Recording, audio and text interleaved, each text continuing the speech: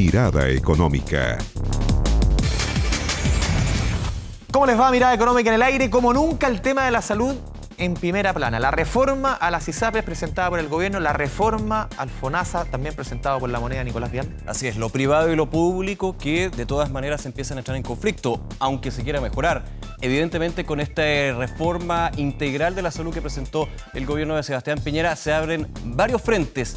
Vamos a explicarlo justamente en Mirada Económica con las polémicas que se han dado también en los últimos días, Andrés Vial. Frentes se han abierto. Vamos con la primera gráfica, señor director, para entrar a explicar un poquito cuáles son las medidas fundamentales. Lo primero respecto a los cambios, a las reformas en ISAPRE. Aquí quizás lo más polémico, Nico, quienes están en su casa, eliminar la declaración de salud de este contrato, este manifiesto que una persona tenía que decir, yo traigo esta enfermedad o vengo sano. En el fondo, ¿estoy sano o no? La preexistencia. Se eliminan las preexistencias y este es al final quizás uno de los puntos donde hay mayor conflicto y vienen las declaraciones de Rafael Caviedes que vamos a revisar a continuación. También el segundo punto, se crea un plan de salud universal ofrecido por todas las ISAPRES, un plan base de alguna forma. Hoy hay prácticamente 48.000 planes distintos. Aquí hay un plan único que debería ordenar un poquito la casa. Establecer las mismas condiciones de precios para hombres y mujeres, algo que se viene discutiendo hace rato. Y eso ya hay bastante consenso porque escapa de la lógica que se mantenga esa diferencia. Sigamos revisando lo que va a ser esta indicación sustitutiva. Recordemos que en el primer gobierno de Sebastián Piñera ya se había presentado una reforma a las ISAPRES, solamente las ISAPRES, que quedó durmiendo en el Congreso. ¿Qué más? Se crea el Fondo de Compensación Solidario, que de alguna manera entrega este aporte solidario, el concepto de solidaridad al sistema, al seguro de salud privado en ese sentido, y que justamente hay que ver cómo se va desarrollando en términos de la discusión legislativa y también el aspecto técnico. Esto es súper relevante y también ha generado una serie de dudas. Se crea un Consejo Técnico de Salud que va a monitorear el sistema. Algunas de las funciones de este consejo, por ejemplo, el tema de los precios. El tema de los precios, que la ISAPRE es siempre la gran polémica que se da. Por ejemplo, también, Nico, este plan base de salud, este plan universal, ellos van a decir los parámetros. El PSU fijado entonces por el Consejo Técnico de Salud. Entonces, por eso la relevancia y quizás el pilar que significa este consejo elegido por la alta dirección pública y con varios elementos. Y por último, aumenta las facultades de la Superintendencia de Salud, recordando lo que fue, por ejemplo, Andrés, esta circular con el tema de la edad, del riesgo para niños y mujeres y hombres que llegaban a cierta edad y que finalmente también generó varios dolores de cabeza para el Ministerio de Salud. Pero también la moneda plantea cambios de lo referente al Fondo Nacional de Salud. Vamos con la última gráfica que hemos preparado aquí, los 3 cambios fundamentales quizás que propone la moneda. Aquí quizás falta un poquito la bajada, son anuncios bien, por lo menos el titular es bueno. El tema es que cómo se va a financiar o cómo se va a aplicar. Se va a aplicar esto. A ver, derivar con mayor facilidad a pacientes dentro y fuera del sistema público, por ejemplo, a clínicas privadas, con mayor facilidad. Importante medida, corregir desigualdades y discriminaciones de géneros. Por ejemplo, un hombre en el sistema público es muy difícil o se crean una serie de dificultades para que sea cargo una mujer. Por ejemplo, cuando un hombre pierde la pega. Aquí esto por lo menos lo facilita. Mejorar cobertura, bonificaciones y copagos, mejor acceso a libre elección. Pero, ¿cuál es la principal polémica, Nicolás Vial? La principal polémica es la declaración de salud. Y de alguna manera también lo que pasa con esta migración, con esta fuga que se daría si efectivamente se elimina la preexistencia, la declaración de salud, para ISAPRES. Porque claro, se dice, la polémica de ISAPRES está en los precios, pero en el servicio, a diferencia de FONASA, está claro hacia dónde todos quieren apuntar. Escuchemos a Rafael Caviedes, presidente de la Asociación de ISAPRES, con estas palabras que han provocado más de una polémica, y volvemos con nuestro entrevistado central aquí en Mirada Económica. No se puede el sistema ISAPRE dar el lujo de incorporar gente que viene enferma. Quisiera hacerlo, pero para eso tienen que abrirse las barreras de los mecanismos de subsidio o de los mecanismos de compensación de riesgo, como se llaman, para que las personas puedan circular libremente. No hay otra forma, o sea, cualquier estudio económico va a confirmar lo que yo estoy señalando, justamente por el estrecho margen per cápita que queda de cada individuo. Declaraciones que sacaron ronchas, de hecho ya desde el Congreso, especialmente en el Senado, se habla de la idea de prohibirle la entrada a la Comisión de Salud al presidente de la Asociación de ISAPRES, justamente cuando se va a tener que discutir esta reforma a las ISAPRES y FONASA. Vamos, como decía Andrés, a bajar lo que son los datos, la información, también lo que ha sido esta declaración por parte de las ISAPRES. Para eso ya estamos con Manuel Inostroza, decano de la Facultad de Medicina y Ciencia de la Universidad de San Sebastián y ex superintendente de salud. Bienvenido, muchas gracias por acompañarnos aquí en Mirada Económica. Encantado por la invitación. Señor Inostroza, uno si revisa las palabras de Rafael Caviedes, obviamente es una frase muy poco feliz, pero en el fondo refleja lo que es el sistema hoy día de ISAPRES. Es un seguro y al final para una compañía de seguros, como una compañía de seguro de salud privada, el más caro no es negocio.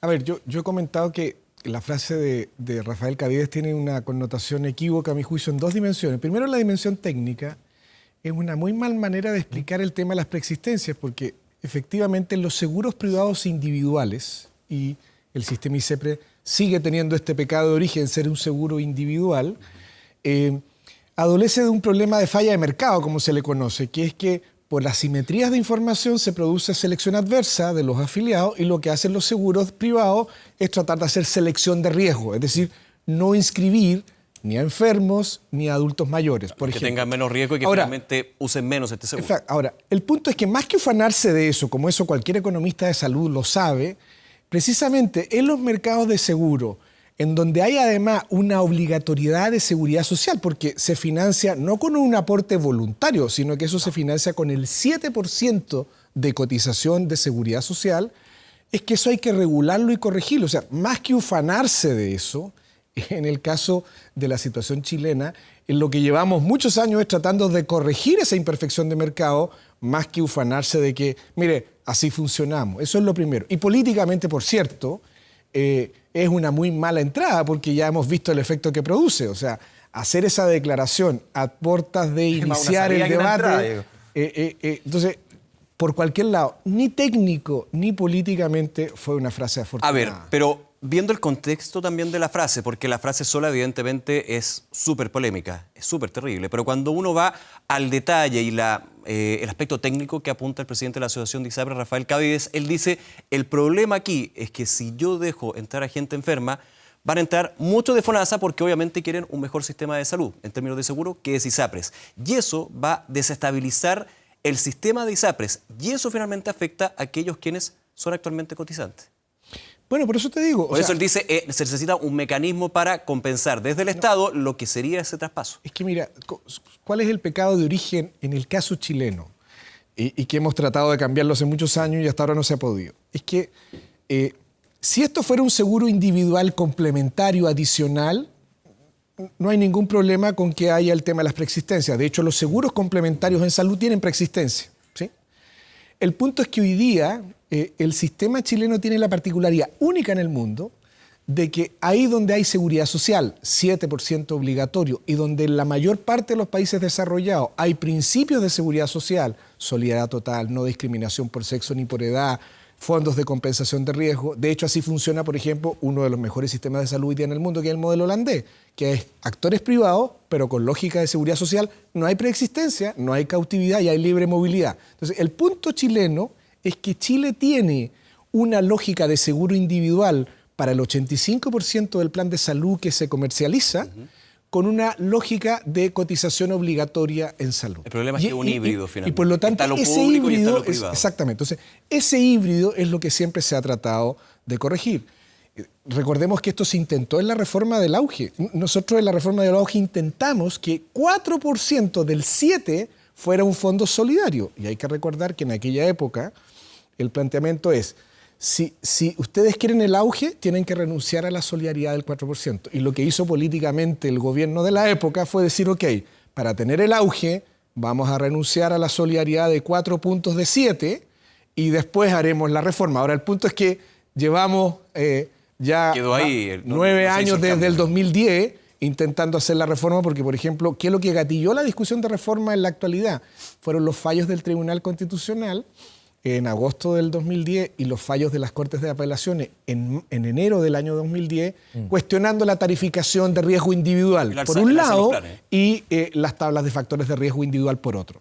Señor Nostroza, ¿corre peligro FONASA con estos números que ha presentado el gobierno en cuanto a que más de 400.000 afiliados de FONASA, sobre todo los de mayores ingresos, podrían irse a ISAPRES? 70.000, prácticamente gran parte de los 70.000 millones de pesos que se perderían o de costo por la reforma de ISAPRES vienen por estos dineros que dejase de percibir el fisco por cotización de 407.000 personas más o menos.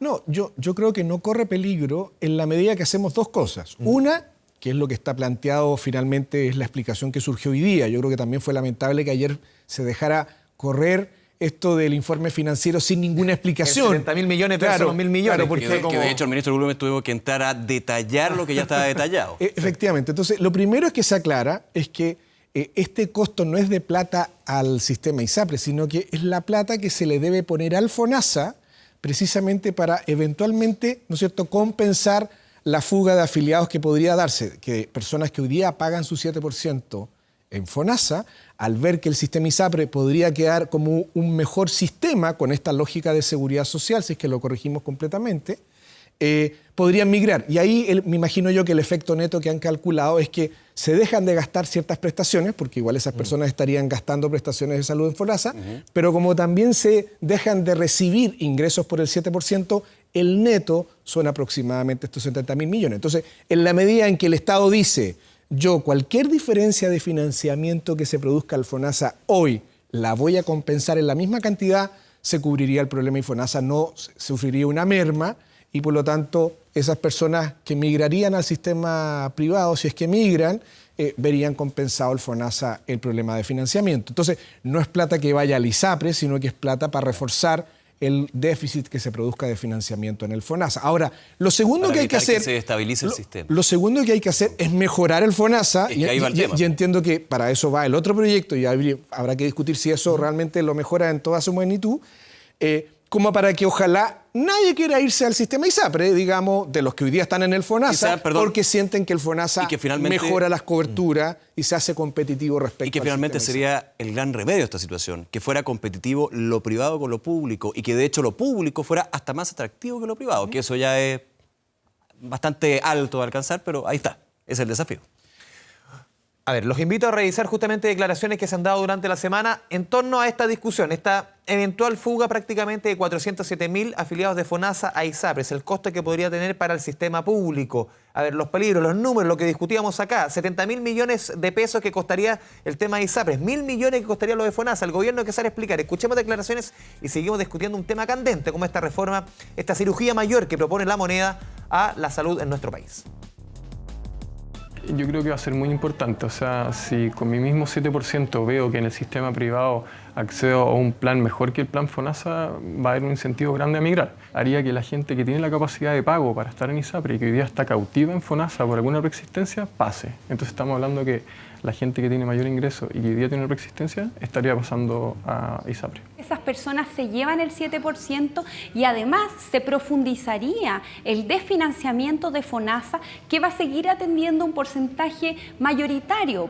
La gran pregunta es cuánto tiempo va a durar esa migración, porque lo que nos ocurre hoy es que la población joven y más sana y que tiene más recursos, transitoriamente está en ISAPRE, pero envejeciendo y enfermándose, que son dos factores que no se eliminaron de la discriminación, suelen retornar al sector FONASA cuando tienen estas enfermedades y cuando es población más envejecida. La gran reforma es la que llega a 14 millones de chilenos, que es la reforma de FONASA. Va a darle más elección, más flexibilidad a FONASA para que las personas tengan más libertad de elegir. FONASA es el seguro de las personas, del ente público, y tenemos que tener un seguro de salud público en que los chilenos que están en FONASA se sientan orgullosos y se queden en su seguro.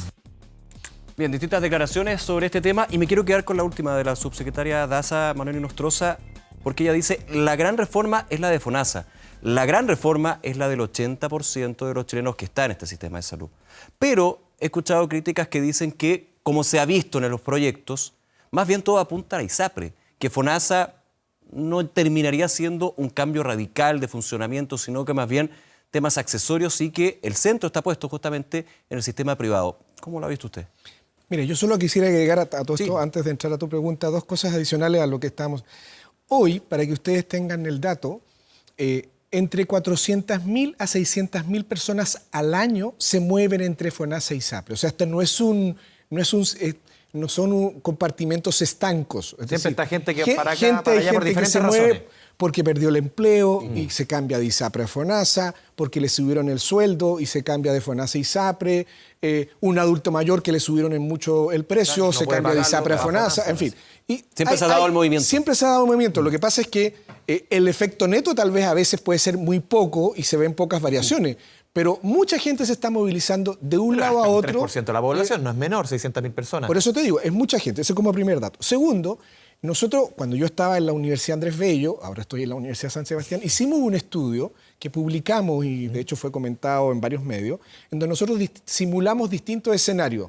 Y esto va a ser importante porque dependiendo de la calidad del plan de salud universal, por decirte, si el plan de salud universal vale 30.000 pesos o vale 100.000 pesos, va a ser distinta la posibilidad de migración. Entonces nosotros calculamos que las personas que podían migrar en efecto neto de un lado a otro iban entre 100.000 a 1 millón de personas y el efecto de recursos, fundamentalmente de pérdida del FONASA, iban entre 60.000 millones y 250.000 millones de pesos. Entonces, lo que ha hecho el gobierno es calcular, a mi juicio, un escenario bastante conservador inclusive. El punto es el compromiso que tenga el gobierno para sobre todo hacerse cargo, por ejemplo, de las inquietudes de la presidenta del Colegio Médico, la doctora Isquia Siches, es que si hay un déficit mayor porque se mueve más gente, dependiendo cuál sea la reforma final de ISAPRE, el Estado siempre mantenga la posibilidad de siempre subsidiar el diferencial para no desfinanciar el FONASA. Dicho eso, entra tu pregunta.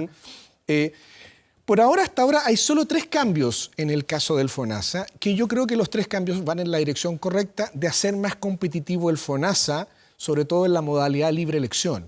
¿Por qué? Porque es en la modalidad libre elección donde los beneficiarios de los grupos económicos más altos, los grupos C y D de FONASA, se juegan la competencia con el sistema ISAPRE, ¿sí? Porque la gente que está en grupos C y D, claro, utiliza las vacunas gratis, utiliza el plan de alimentación complementaria o el plan del adulto mayor gratuitamente en los consultorios. Pero cuando requiere un especialista, esas personas normalmente están dispuestas a pagar un bono de libre elección y el problema se les produce en la cobertura hospitalaria. Y ahí creo yo que es buena las 2 medidas que están planteadas fundamentalmente en esta dirección. Dar mayor facultad a tener convenios con prestadores privados para derivar cuando se produzcan temas de listas de espera. Derivar a clínica. Y dar mayor libertad al FONASA de eliminar el tope, porque había un tope de 60% de cobertura y por lo tanto al FONASA le va a permitir hacer convenios para establecer, por ejemplo, si yo en esta prestación y se la ofrezco a mis afiliados de libre elección, un 80%, un 90%. Va a ser mucho más atractivo por lo tanto, va a ser mucho más atractivo irse mediante ese mecanismo a un prestador privado cuando el público esté con problemas de listas de espera y ver resueltos sus problemas de salud. Ahora, ¿qué es lo que a mi juicio, de cosas que se les discutió previamente, le hacen falta igual? Por ejemplo, yo creo que le hace falta una mayor estructura que potencie la capacidad técnica del FONASA. Hoy día FONASA no tiene, a mi juicio, una capacidad técnica instalada que le permita hacer muchas de estas funciones. Por ejemplo, todo el proyecto de sistema de información electrónica que debiera tener en línea, hoy día FONASA no lo tiene todavía y ahí hay un déficit que debiera fortalecerse. Un gobierno corporativo autónomo. Hoy día el director de FONASA, si bien es seleccionado por alta elección pública, sigue solo contando con la confianza política del gobierno de turno. Ahora este va a ser el seguro más grande del país y yo creo que una reforma que le dé autonomía en un gobierno corporativo con agencias regionales que hoy día no tiene, no está en todas las regiones el FONASA, son reformas que le harían mayor poder al FONASA. Y lo último, gasto en medicamentos. El principal gasto de bolsillo que tiene el afiliado de FONASA, como el DISAPRE también, sigue siendo gasto de bolsillo en medicamentos. Y ahí... Esas fueron las principales críticas. Yo diría que solo la gestión administrativa de poder... porque hoy día cualquier seguro agregado logra 20-30% de convenio, y eso es bueno. Pero si yo le agregara un 20% adicional, que eso significa aporte fiscal, llegaría, por ejemplo, a un 50% de disminución de gasto de bolsillo, y eso sí haría mucho más potente y competitivo. El gobierno lo dejó por lo menos para octubre, más o menos, discutir este tema. Y yo creo que ese tema de haber ido... Entonces, bien por las cosas que hay, pero mal por las cosas que a mi juicio le faltaron agregar en las cosas que estoy comentando a la reforma del FONASA. Yo leo un poco de su primera crítica en el fondo hoy día. Si queremos robustecer o hacer que el sistema público, el FONASA, se relacione un poquito más embrionario con el sistema privado, cuando una persona, por ejemplo, se le entregue más facilidades para atenderse, sobre todo una atención hospitalaria en el sistema privado. ¿Falta ese cruce de información entre el sistema privado y el sistema público? Obviamente, porque si yo derivo una persona desde un hospital público a alguna clínica, hoy día no existe la robustez en cuanto a informática, de tener los exámenes, de tener toda la documentación.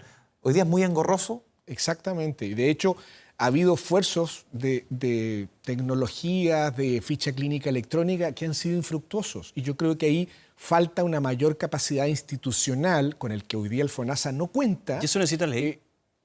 A ver, lo que pasa es que plata. O sea, requiere recursos, Sí, pero lo que pasa es que aprovechando que estamos por ejemplo, estoy pensando en voz alta, cuando dijimos la reforma de los niños primero, ¿no?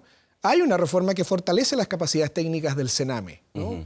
Más personal, más competencias técnicas, un nuevo modelo de gestión. Bueno, algo parecido creo yo que podría haberse aprovechado para fortalecer el rol de FONASA como seguro. Lo interrumpo un segundo, tenemos que hacer una pausa, volvemos de inmediato, seguimos hablando de FONASA y SAPRES, esta reforma que presenta el gobierno con todos sus bemoles, con todos sus beneficios y virtudes. Vamos y volvemos aquí a Mirada Económica.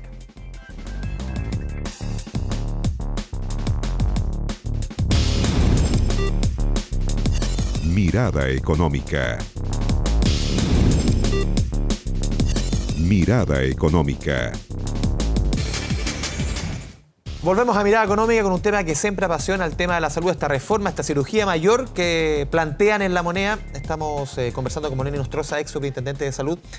A ver, de acuerdo a entrevistas que hemos tenido durante la semana con especialistas en el tema, a ver, los candidatos, entre comillas candidatos, a cambiarse de FONASA y SAPRES son aquellos, por ejemplo, hombres, 400.000 pesos líquidos, mujeres, 650.000 pesos líquidos. Ese es más o menos el formato de gente que está en el segmento C y D que usted dice de FONASA, que son los que clasificarían, entre comillas, para pasarse a SAPRES.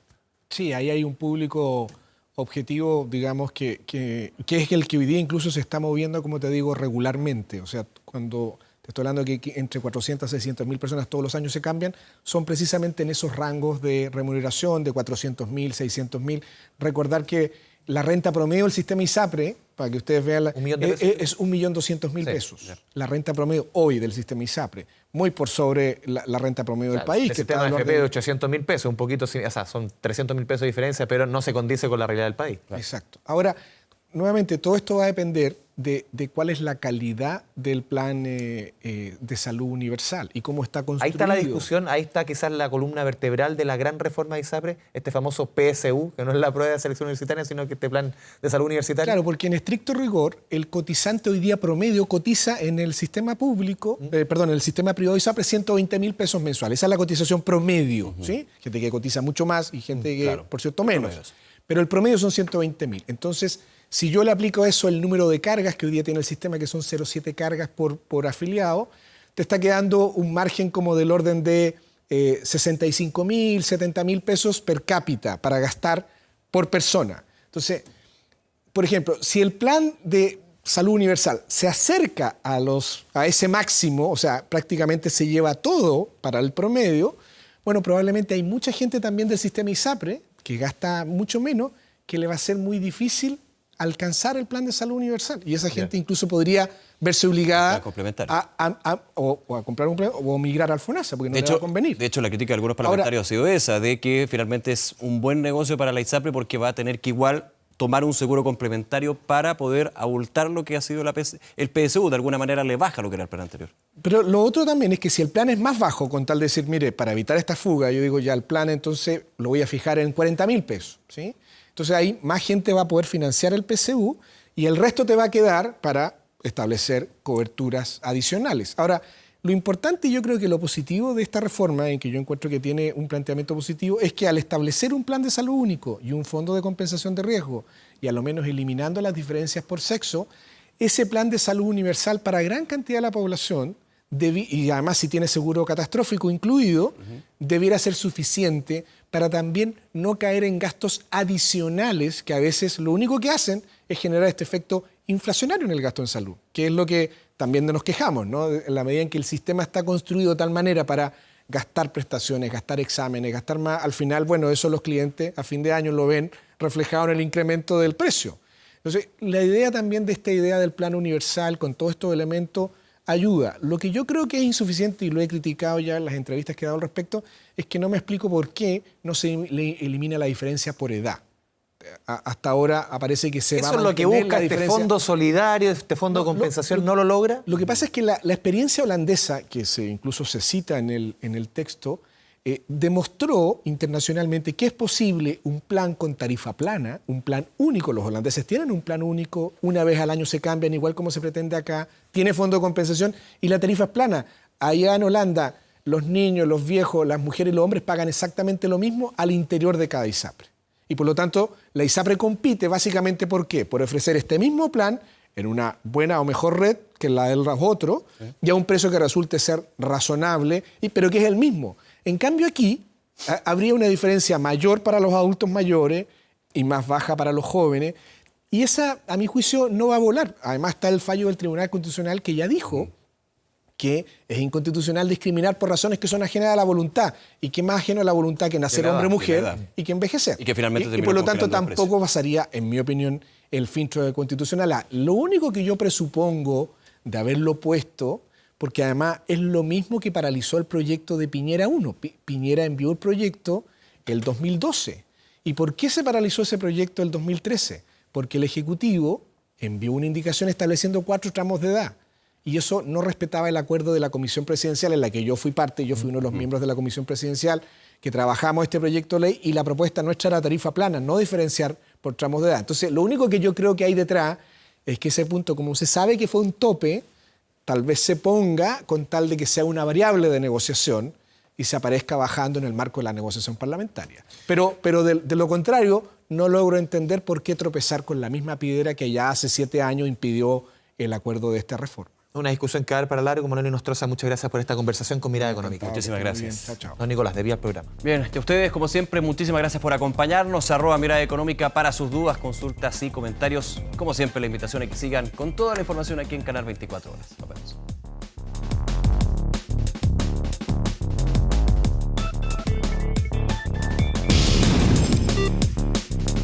Mirada Económica.